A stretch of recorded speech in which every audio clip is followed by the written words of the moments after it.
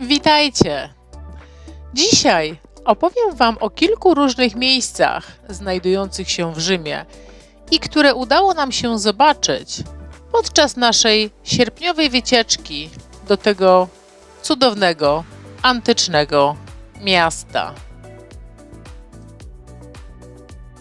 W dzisiejszym odcinku pokażę Wam takie miejsca jak Święte Schody, Hiszpańskie Schody, Fontannę di Trevi, Plac Palolo i Panteon. W tradycji Kościoła katolickiego uważa się, że Święte Schody to stopnie, po których Jezus Chrystus wstąpił w drodze na proces do pretorium Poncjusza Piłata w Jerozolimie podczas swojej męki. Legenda głosi, że około 326 roku naszej ery święta Helena, matka cesarza Konstantyna Wielkiego, przeniosła te schody z Jerozolimy do Rzymu. Na Scala Sancta można wejść tylko na kolanach i dokonał tego mój syn Natan, z czego byłam bardzo dumna. I przenosimy się do kolejnego miejsca. Są to schody hiszpańskie. Wznoszą się one po stromym zboczu, które łączy Piazza di Spagna na dole z kościołem Trinità dei Monti, który góruje na jej szczycie. Te imponujące schody składają się ze 135 stopni i prowadzą do kościoła Trinità dei Monti, który jest kojarzony z królami Bourbonów we Francji. Podczas gdy podstawa znajduje się w pobliżu ambasady Hiszpanii przy stolicy apostolskiej Palazzo Monalci. Projekt i planowanie urbanistyczne tego wymagającego 29-metrowego zbocza w kierunku kościoła na Pincio były przedmiotem intensywnych dyskusji przez wiele lat przed jego ukończeniem. Historyczne rysunki z lat 80. XVI wieku ujawniają zainteresowanie papieża Grzegorza XIII stworzeniem schodów, które uzupełniłyby nowo ukończoną fasadę francuskiego kościoła. Etienne Gouffier, francuski dyplomata przy stolicy apostolskiej, zmarł w 1660 roku, pozostawiając część swojego majątku na budowę schodów. Kardynał Mazarin, który zdobył wykształcenie w Rzymie, osobiście zaangażował się w przedsięwzięcie i przydzielił je swojemu przedstawicielowi w mieście.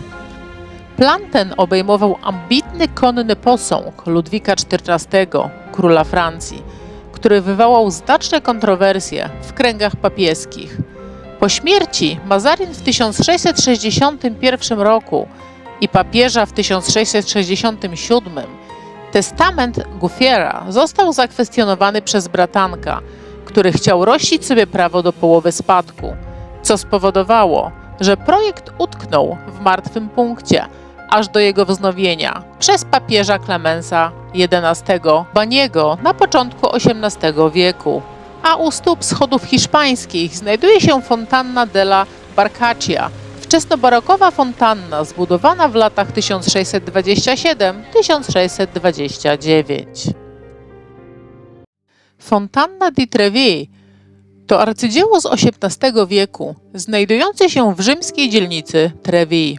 Została zaprojektowana przez architekta Niccolę Salviego, a ukończona w 1762 roku przez Giuseppe Paniniego i innych.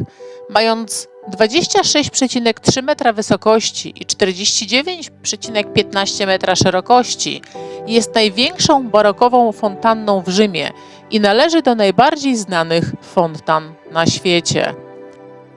Położona na skrzyżowaniu trzech ulic, co znaczy Trevi, fontanna oznacza punkt końcowy nowoczesnego Aqua Vergine, odrestaurowanego starożytnego akweduktu Aqua Virgo, który niegdyś dostarczał wodę do Rzymu. W XIX wieku przed naszą erą rzymscy inżynierowie, rzekomo prowadzeni przez dziewicę, odkryli dziewicze źródło wody około 13 km od miasta. Ta opowieść jest przedstawiona na fasadzie fontanny. Jednak ze względu na krętą ścieżkę, całkowita długość akweduktu wydłużyła się do około 22 km. Aqua Virgo doprowadzała wodę do term Agrypy, służąc miastu przez ponad 4 stulecia. Kolejne miejsce. Jest to Piazza del Popolo, rozległy plac publiczny w Rzymie. We współczesnym języku włoskim jego nazwa oznacza bezpośrednio plac ludowy. Chociaż historycznie odnosi się do drzew topolowych, które zainspirowały nazwę pobliskiego kościoła Santa Maria del Popolo, położonego w północno-wschodnim narożniku placu. Ten plac znajduje się w północnym wejściu do murów Aureliana, znanych dawniej jako Porta Flaminia w czasach starożytnego Rzymu, a obecnie nazywanych Porta del Popolo. Był punktem początkowym Via Flaminia, która prowadziła do Ariminum i była kluczowym szlakiem na północ. Przed pojawieniem się podróży koleją to miejsce stanowiło pierwszy punkt widokowy Rzymu dla przybywających podróżnych. Przez wiele lat Piazza del Popolo była znana jako miejsce publicznych egzekucji, a ostatnia miała miejsce w 1826 roku. Obecny projekt placu został pomyślany w stylu neoklasycznym przez architekta Giuseppe Valladiera w latach 1811–1822. W sercu Piazza stoi egipski obelisk z Heliopolis, pierwotnie wzniesiony przez Sety I, a później ukończony przez Ramzesa II. Ten pomnik, znany jako obelisk Flaminio lub obelisk Popolo, ma rzeźby z 3 stron z czasów panowania Sety I i jedną stronę dodaną podczas rządów Ramzesa II. Uznawany jest za jeden z najwyższych i drugich najstarszych obelisków w Rzymie. W pierwszym roku przed naszą erą August dowodził transportem obelisku do Rzymu, gdzie początkowo umieszczono go na Circus Maximus. W 1589 roku architekt-inżynier Domenico Fontana przeniósł go na ten plac jako element projektu rozwoju miasta Sixtusa V. Wcześniej na placu znajdowała się centralna fontanna, ale w 1818 roku przeniesiono ją na Piazza Nikosia. W tym czasie wokół podstawy obelisku zainstalowano fontanny z lwami w stylu egipskim.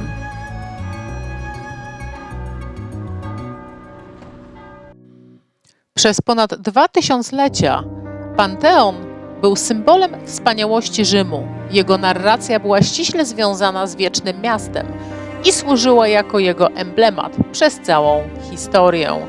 Zbudowana przez Agrypę w latach 25–27 przed naszą erą, świątynia ta była poświęcona 12 bóstwom i panującemu cesarzowi. Obecna budowla, o której uważa się, że przeszła znaczną przebudowę za cesarza Hadriana w latach 118–125 naszej ery, jest jedyną starożytną budowlą rzymską, która w dużej mierze zachowała swoją pierwotną formę przez wieki. W 608 roku naszej ery papież Bonifacy IV przeniósł szczątki licznych męczenników z chrześcijańskich katakumb do Panteonu. Po tym wydarzeniu świątynia została oficjalnie poświęcona chrześcijaństwu i przemianowana na Santa Maria ad Martyres. Panteon zainspirował znanego renesansowego architekta Rafaela, który wyraził chęć, aby zostać tam pochowanym. Po zakończeniu bitwy pod Actium w 31 roku przed naszą erą, Marek Vipsaniusz Agrypa rozpoczął niezwykłą inicjatywę budowlaną. Wśród budowli, które zbudował na swojej prywatnej ziemi na polu marsowym w latach 29–19 przed naszą erą, znalazł się Panteon, część 3 budynków ułożonych z południa na północ: łaźnie Agrypy, Bazylika Neptuna i sam Panteon. Uważa się, że zarówno Panteon, jak i Bazylika Neptuna służyły jako prywatne sanktuaria Agrypy, a nie świątynie publiczne. Może to pomóc wyjaśnić, w jaki sposób Panteon mógł szybko utracić swoje pierwotne przeznaczenie i funkcję. Tradycyjnie przyjmuje się, że Agrypa był odpowiedzialny za budowę obecnego budynku, który później przeszedł modyfikację. To przekonanie wynika częściowo z napisu na fasadzie świątyni, który głosi Magripa LF Kos Tertwim Fecit, co można przetłumaczyć jako Marek Agrypa, syn Lucjusza, zbudował tę budowlę podczas swojego 3. konsulatu. Jednak znaleziska archeologiczne wskazują, że Panteon Agrypy został całkowicie zniszczony, a pozostała tylko fasada. Lise Hetland twierdzi, że istniejąca budowla rozpoczęła się w 114 roku naszej ery, za panowania cesarza Trajana, 4 lata po tym, jak została ponownie spustoszona przez pożar.